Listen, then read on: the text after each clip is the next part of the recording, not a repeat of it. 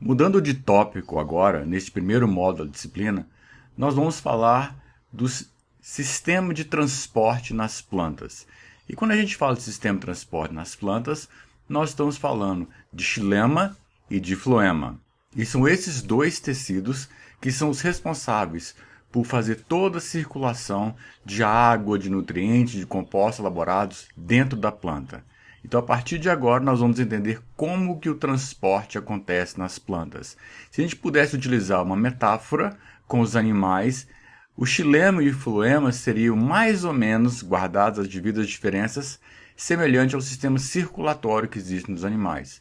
Nos animais, nós temos as artérias e temos as veias, e cada um deles desempenhando as suas funções. De forma análoga, nas plantas, o sistema, entre aspas, circulatório seria representado pelo xilema e pelo floema, e cada um deles desempenhando as suas funções.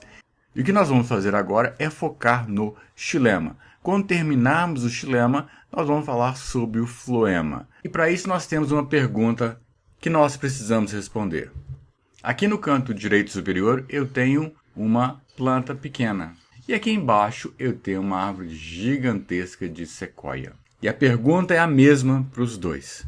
Como que a água sobe nas plantas? Como que aquilo que está no solo vai chegar até a parte aérea das plantas para desempenhar suas funções específicas? Como que acontece esse processo? E é justamente com essa pergunta em nossa mente é que nós vamos abordar o assunto xilema. E se nós pegarmos uma planta, no caso aqui de girassol, fizermos um corte nela e fizermos uma análise dessa parte próxima à casca, nós vamos ver o que está mostrado aqui nesse esquema representativo. E aqui está o nosso xilema.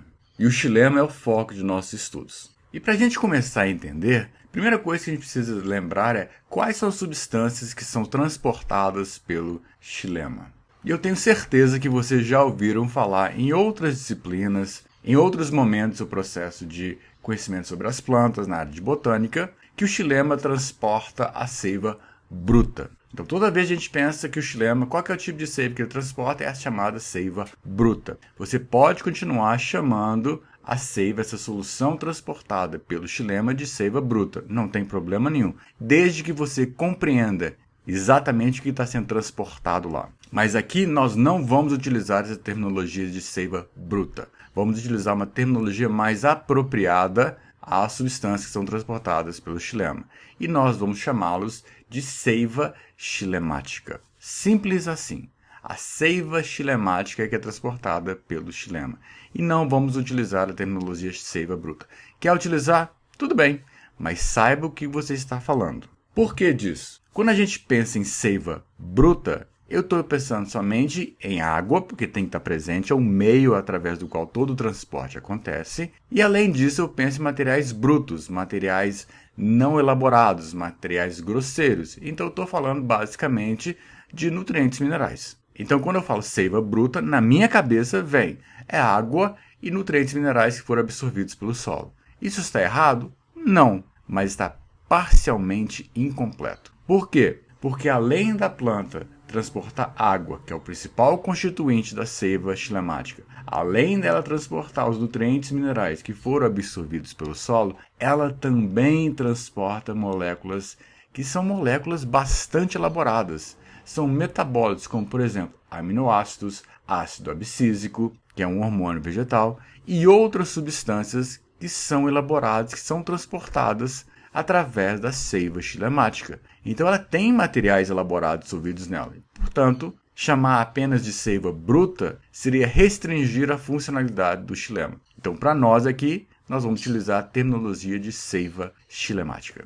E como é que é a estrutura anatômica? Aqui nós vamos fazer apenas uma pequena pincelada, que nas nossas próximas videoaulas nós vamos detalhar um pouco mais sobre essa estrutura. Ciente que vocês já viram isso em Introdução à Anatomia Vegetal e Anatomia Vegetal, mas vocês já foram expostos a esses conhecimentos antes. Então, só para fazer uma pequena recapitulação bastante superficial, só para vocês saberem do universo que estamos trabalhando, nós temos os elementos de vaso, temos os traqueídeos, temos as fibras e temos as células parenquimáticas. Todos esses tipos celulares compõem o xilema. Por isso que o xilema é conhecido como um tecido complexo. E por que é chamado de tecido complexo? Porque ele é composto por vários tipos celulares. E aqui estão representados os 4 principais tipos celulares encontrados no xilema. E o foco para a gente, que nós vamos ver mais à frente, são esses dois, os elementos de vaso e os traqueídeos, que são esses os verdadeiros elementos traqueais. São eles que fazem o transporte da seiva xilemática.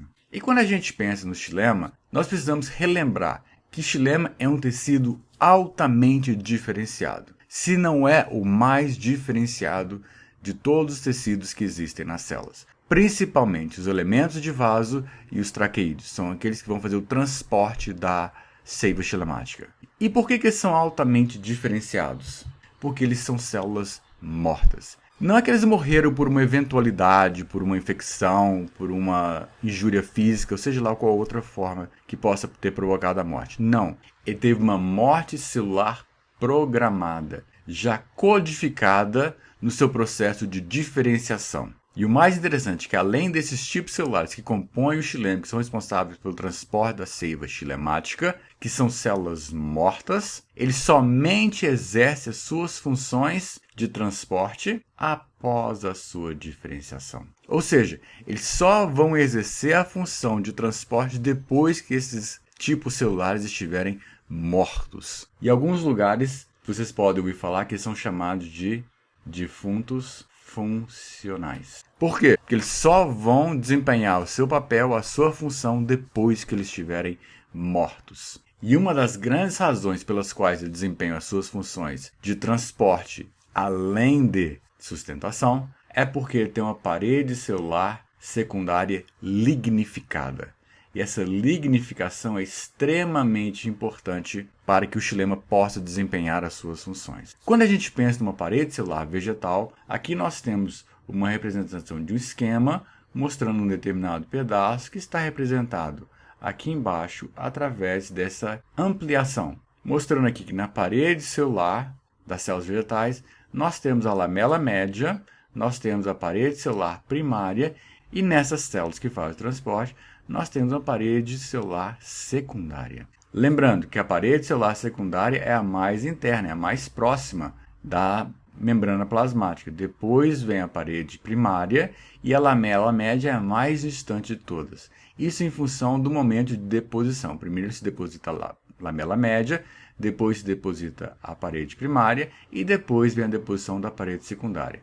E aqui nessa eletromicrografia nós temos a ampliação disso, mostrando aqui nessa extremidade, essa linha mais preta, nós temos a membrana plasmática. Esse pedaço todo aqui é a nossa parede celular secundária, que na verdade é composta por 3 camadas celulares. Não vamos entrar nesse detalhe, isso é anatomia vegetal. Depois nós temos a parede primária e por último nós temos aqui no meio a lamela média, que faz a união, a cimentação entre duas células adjacentes. E a lignificação da parede celular secundária é que é responsável por conferir uma resistência enorme a esses tipos celulares. E aqui está mostrando, novamente, a membrana plasmática, a parede celular secundária, a parede celular primária e a lamela média. E mostrando vários constituintes, que são extremamente variáveis. Nós temos hemiceluloses, nós temos celulose, nós temos pectinas, nós temos cálcio presente, tem hormônios presentes, tem várias substâncias presentes, mas eu quero chamar a atenção para este aqui, a lignina. Esses pontinhos que estão mostrados aqui em cinza, esses são a lignina. E a lignina é que confere uma parede secundária com uma resistência elevadíssima.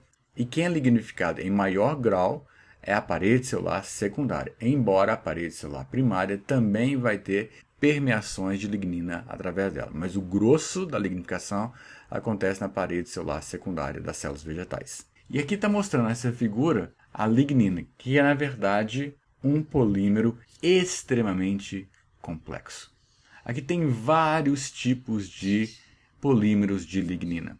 Quem trabalha com engenharia florestal, quem trabalha com a parte de produção de papel e celulose, conhece muito bem o trabalho que dá para você tirar a lignina. Porque você tem que tirar a lignina das fibras que sobram, você tem que fazer um processo chamado de branqueamento, que é extremamente difícil e produz uma quantidade de resíduos tóxicos muito elevado. E você tem que retirar essa lignina para que você tenha acesso à celulose pura e para você produzir papel a partir dela. Então a lignina ela está totalmente impregnada e existem mecanismos físico-químicos para a retirada dele. E é justamente, como nós dissemos, que é a lignina que confere essa resistência mecânica à parede celular. E essa resistência mecânica é que permite as duas funções do xilema, que é auxiliar na sustentação das plantas e, prioritariamente, fazer a condução da seiva xilemática. Era isso que nós tínhamos para falar para vocês nessa primeira videoaula e nos vemos na nossa próxima videoaula. Até a próxima!